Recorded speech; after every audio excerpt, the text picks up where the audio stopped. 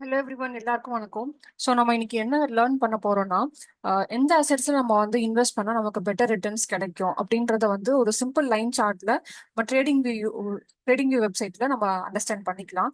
So நான் நிஃப்டியோட line chart எடுத்திருக்கேன். இங்கே வந்து நம்ம என்ன பண்ண போறோம்னா, நெக்ஸ்ட் இங்கே நிஃப்டிக்கு அப்புறம் ஒரு ஸ்மால் ப்ளஸ் சிம்பிள் இருக்கும்.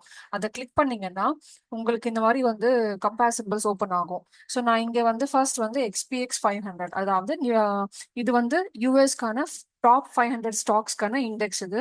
ஸோ நான் இதுல வந்து இங்க ஹோவர் பண்ண உடனே எனக்கு ஆல்ரெடி இதுல இருக்கு, அதனால காட்டுது. இஃப் நாட், நான் இங்க டைப் பண்றேன்னா எக்ஸ்பிஎக்ஸ் 500 இங்க சேம் பர்சன்டேஜ் ஸ்கேல் காட்டும். ஸோ நான் இதை ஆட் பண்ண உடனே வந்து எனக்கு இங்க வந்து ஒரு சார்ட் ஒரு லைன் சார்ட் இன்னொன்னு ஓப்பன் ஆகும். நான் இதுல வந்து ரெட் ஆர் கிரீன் கொடுத்துக்கிறேன்.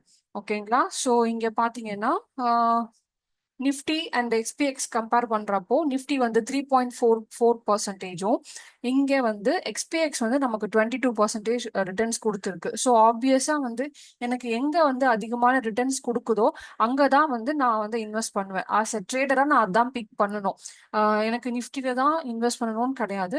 எங்க நமக்கு பெட்டர் ரிட்டர்ன்ஸ் இருக்கோ அங்கதான் பண்ணணும். இப்போ நான் இங்கே கிளிக் பண்றேன். இங்க 1 year and 1 day intervals. So 1 இயர்க்காக பாத்தீங்கன்னா எக்ஸ்பிஎக்ஸ் வந்து கிளியரா அவுட் பெர்ஃபார்ம் பண்ணியிருக்கு. ஆல்மோஸ்ட் 26% கொடுத்துருக்கு, இங்கே இருக்கு. அதே பார்த்தீங்கன்னா நிஃப்டி -5.38% கொடுத்துருக்கு, அதாவது நெகட்டிவ் ரிட்டர்ன்ஸ் கொடுத்துருக்கு லாஸ்ட் 1 இயருக்கு. இதே நான் 6 மந்த்க்கு பார்த்தாலுமே நமக்கு வந்து நிஃப்டி வந்து நெகட்டிவ் ரிட்டர்ன்ஸ் தான் கொடுத்துருக்கு. இல்ல year to date from 2006 to till date பார்த்தீங்கன்னா நீங்க என்ன பண்ணிருக்கு, அகைன் -9%. அதே எக்ஸ்பிஎக்ஸ் பார்த்தீங்கன்னா +9%. நான் வந்து நெகட்டிவ் ரிட்டர்ன்ஸ்க்காக ஏன் இன்வெஸ்ட் பண்ணணும்? ஸோ நான் வந்து வேற அசெட்ஸ் மார்க்கெட் அப்படி சேஞ்ச் பண்ணிட்டு போகலாம். இதுல நான் இன்னும் நிறைய சிம்பிள்ஸ் வேணாலும் கம்பேர் பண்ணிக்கலாம். இதுல எக்ஸ்பிஎக்ஸ் இருக்கு. நம்ம வந்து கொஸ்பி வந்து சவுத் கொரியன் மார்க்கெட்டோட இண்டெக்ஸ். ஆக்சுவலா அது வந்து இப்போதைக்கு பாத்தீங்கன்னா ரொம்ப ஸ்ட்ராங்கான ரிட்டர்ன்ஸ் கொடுத்துட்டு இருக்கு. அகெயின் வந்து நான் சேம் பர்சன்டேஜ் ஸ்கேல் கொடுக்குறேன். ஸோ நெக்ஸ்ட் வந்து இங்கே இன்னொரு லைன் சார்ட் ஓப்பன் ஆகும். இங்கே 1 இயர்க்கான டேட்டா கிளிக் பண்றேன். இதுல வந்து நான் பிங்க் ஆட் பண்ணிக்கிறேன். ஸோ இங்க பாத்தீங்கன்னா இங்க இந்த சைடு நீங்க மவுஸ் வச்சீங்கன்னா ஆல்மோஸ்ட் 182% இங்க ரிட்டர்ன்ஸ் கொடுத்துருக்கு.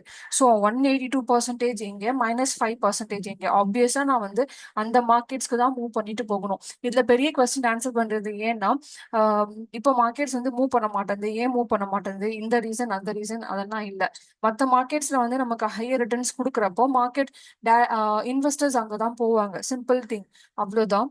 ஸோ இதை வந்து நான் வந்து அப் ட்ரெண்ட்ல தான் பிக் பண்ணணுமா அப்படின்னு கிடையாது. இங்க எந்த டைம் ஃப்ரேம் வேணா சூஸ் பண்ணலாம். அதுக்காக எக்ஸாம்பிள் வந்து நான் ஒன்னு எடுத்து வச்சிருக்கேன். ஐடி இண்டெக்ஸ் இப்போ ஃபால் ஆயிட்டு இருக்கு. ஸோ ஐடி இண்டெக்ஸ் இந்த மாதிரி சார்ட் எடுத்திருக்கேன். அதுல TCS, Wipro, Infosys, HCL tech நான் வந்து இங்க ஆட் பண்ணிருக்கேன். இங்க வந்து நீங்க ஸ்விங் ட்ரேடிங் பண்றீங்க, ஷார்ட் பண்றீங்க மார்க்கெட்டை வந்து, இல்ல ஷார்ட் பொசிஷன்ஸ் கிரியேட் பண்றீங்கனாலுமே நான் 5 டேஸ்க்கு வீக்லி டேட்டா மட்டும் எடுத்து இங்க பிக் பண்ணியிருக்கேன். இங்க பாத்தீங்கன்னா -5.5% நிஃப்டி ஐடி ஃபால் ஆயிருக்கு. அதே கம்பேரிட்டிவ்லி இங்க பாத்தீங்கன்னா ஹெச்சிஎல் டெக் வந்து 5.6%, ஹெச்சிஎல் டெக் 5.6%, இன்ஃபி வந்து 4.94%. ஆல்மோஸ்ட் எல்லா ஸ்டாக்ஸுமே வந்து ஃபால் ஆயிட்டு தான் இருக்கு இந்த வீக் கொஞ்சம் ஸ்ட்ராங்கா. அதே 1 மந்த்துக்கான டேட்டா எடுத்து பார்த்தேன்னா எனக்கு இன்ஃபோசிஸும் ஹெச்சிஎல் டெக்கும் ஸ்ட்ராங்லி பியரிஷா இருக்கிறது தெரியுது. இந்த மந்த் வந்து லாஸ்ட் 1 மந்த்தா வந்து இந்த 2 ஸ்டாக்ஸ் ரொம்ப ஃபால் பண்ணிட்டு இருக்கு. ஸோ நான் வந்து ஷார்ட் பண்றதுக்கு இந்த மாதிரி சார்ட் எடுத்து பிக் பண்ணி நான் அதை ட்ரேட் பண்ணிட்டு போகலாம். ஸோ பையிங் சைடுக்கும் நீங்க ரிலேட்டிவ் பர்ஃபார்மன்ஸ் பார்க்கலாம், செல்லிங் சைடுக்கும் நீங்க ரிலேட்டிவ் பர்ஃபார்மன்ஸ் எந்த டைம் ஃப்ரேம் வேணா சூஸ் பண்ணிட்டு நீங்க யூஸ் பண்ணிக்கலாம். ஹோப் உங்களுக்கு இது யூஸ்ஃபுல்லா இருக்கும்னு நினைக்கிறேன். தேங்க்யூ.